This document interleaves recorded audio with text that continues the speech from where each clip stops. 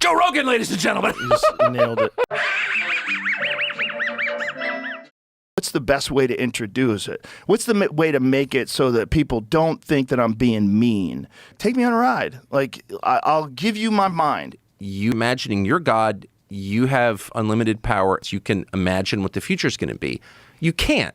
You're a fucking idiot. You're a person. Like, you can't even make your childless wife happy. Right. Like, the limits of your power are really obvious. The limits of your wisdom, same. So, like, don't jump into shit. Everything's bad. It's a shit sandwich versus a shit croissant. I'll take the shit croissant. It's smaller. Smells good, too. Oh, it's the best.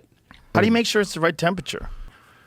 So, you know, you sit on the bench with your feet up. You want to be as flat as you possibly can to cook evenly. We're not doing that.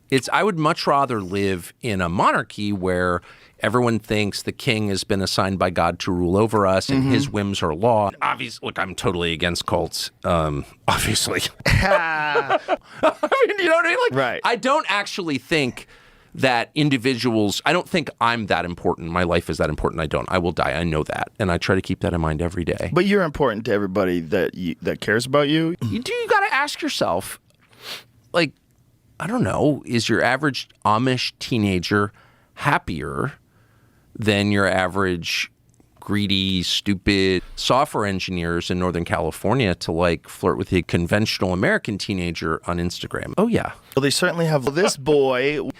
But it was at least fun.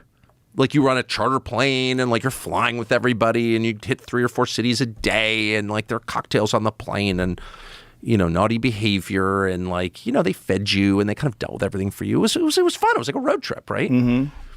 And now it's just like grim. It's just it's such a bad job that only the people who couldn't make it in any other business are doing it. It's it's like a reverse meritocracy. It's only the most kind of pathetic power worshipers. It's more offensive now than it's ever been before because there's so much access that it's just, you could see it now. You're not a boomer who only reads the newspaper. Hey, there's a whole world out here. You want to go see The Color Purple? What about Raiders of the Lost Ark or something? The Color Purple? One movie that's The Color Purple? Obviously. But could you imagine never seeing a movie and you go, this is horse shit? Those are political terms or theological terms. They're not terms rooted in science. And look, we all make trade-offs constantly. You know, everything's bad. You know, like that's a daily experience for everybody. So I get that. And I think this is not self-government. You don't run this country. We do. Shut up and obey. If I get another fucking lecture defending democracy, then I'm going to go crazy. I have no respect for you. You're like my dog. How does this concept work with these other concepts? With the lying. Yeah. Does that make sense? Right. You're a slave. Like, I'm demanding that you participate in my lie. Those are the terms. Okay, let's go. I have nothing against dumb people at all. My dogs are dumb, and I love my dogs. No, I'm serious. I don't think God cares about your intelligence, right? Only people care. How do I get it in the most digestible form? If I was an audience member, what would it be like to feel this? The lack of stealth, it was just awful. And I just had no respect for people who did that for a living at all. I'm just going to let you think for me. The people who are doing it. It's so crazy. I would have never thought it. When I first started doing it was in my living room with my friend Brian, and we did it on a laptop. And we had a webcam, and we were like, we're in for a rough ride. With my friend Brian. Yeah. If that person's not doing a good job of that, if it's clunky, if it's shitty, if the transitions suck. Who couldn't make it in any other business.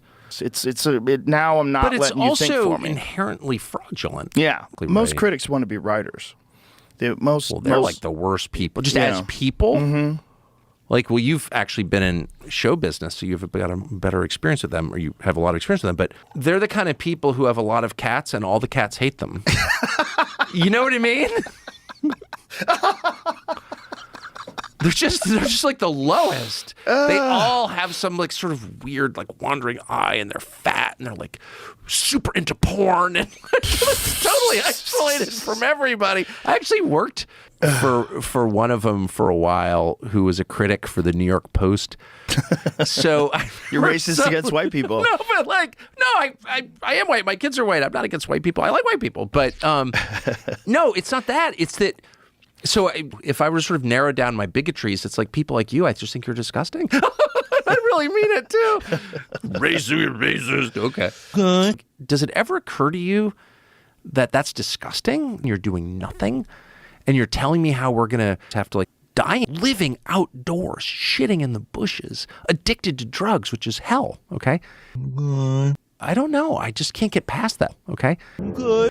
And they have to ignore that on their way to creating utopia in some foreign country. I'm not super sensitive or aware or anything. I'm not super anything, really. I'm pretty ordinary, but I think I would notice. I would. So I was like walking into Vote on Ukraine aid, I'd be like, shit, there are like 5 junkies on the street. Like, maybe we should do something for them? No. Yeah. It's just incredible, and I never would have predicted that in I wouldn't a have million freaking years. So my brother and I drove illegally from Tahoe in the family vehicle to downtown San Francisco. How old was your brother? 13. So you drove? Or he drove?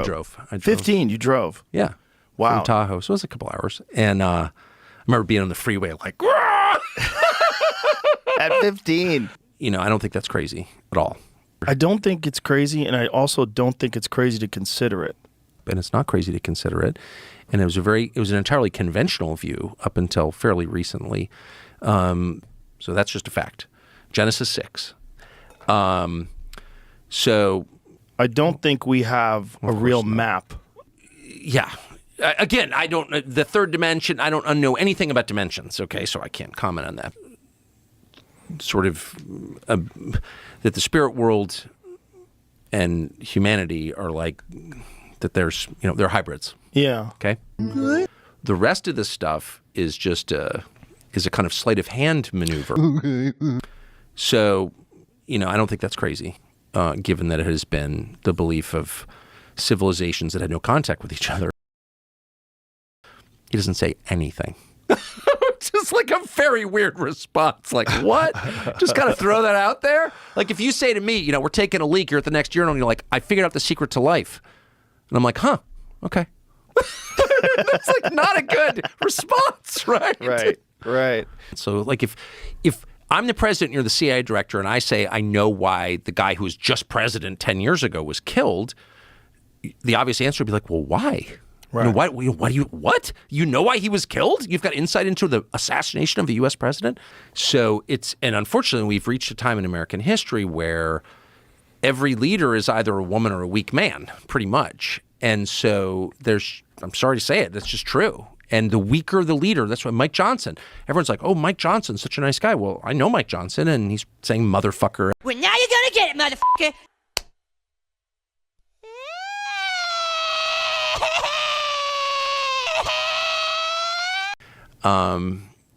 And I think that's really sinister, really, really, really sinister. And it's becoming more obvious now. And that's the man you should be afraid of. They're just human beings.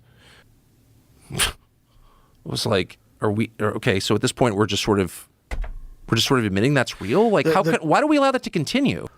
Right? Like, you just get rid of all this shit because it's not helping us. It's only hurting us. And so as you're choosing your leaders, ask yourself, does this person die? And that's the same question you would ask about your own dad. Does he die for me? About your own husband, does he die? The basic prerequisite for leadership is love of the people you lead and the willingness to die. And short of that, it can't be fixed. I can think of no better way to end this conversation than that. Well, why are you yelling? Then it just interrupts this hypnotism that you've put on me. This hypnosis. I know. I'm the best talker in America. I really believe that. I feel like I'm the most conventional person who's ever lived. I don't think I'm radical at all. I'm the opposite. Yeah. Thank you, Tucker. Thanks, Joe. Bye, everybody.